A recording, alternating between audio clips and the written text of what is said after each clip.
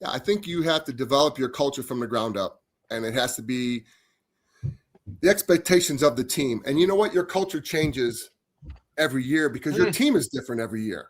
Like you're not going to Every you're not year. going to build the same culture for 4 years. It's going to be different every year. So you basically you'll have things that will carry over, but they're also going to change based on the team. So your culture is always evolving. And if the kids in the program feel that they are contributing to how our culture is going to be, they're going to buy in. Well, if that's one of your culture requirements is to be on time, and then a kid's late and there's no consequences, well, then your culture is you can be late. Right. And it's what you do, not what you say or what's on the wall.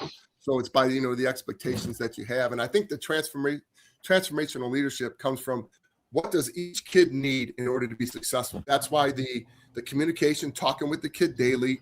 That there's kids that if you go up to them and say, hey, Johnny, you need to get through that hole a little bit more and you need to fend off that block. He's going to look at you and be like, really, coach?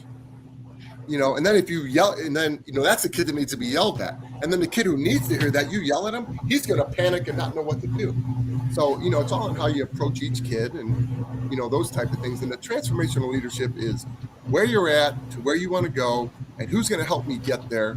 And that they genuinely know, and, Coach, you said it, the kids see through all the crap. They can read crap in a second. They can read if you're just spewing off or if you genuinely mean it. And when they know you genuinely mean it, that buy-in is going to happen. And, as far as keeping that transformational leadership, I really think that you see the effect that you have on players or students probably 4 or 5 years after they're gone, especially with social media.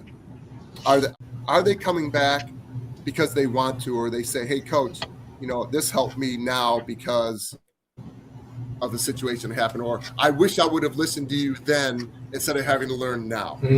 That's when what you've done has been successful. And I think you really see, after they come out, become functioning members of the community, which is the ultimate goal of what you want. But the transformational leadership part of it is, I think, should be every coach's goal, and just developing a way to get that done.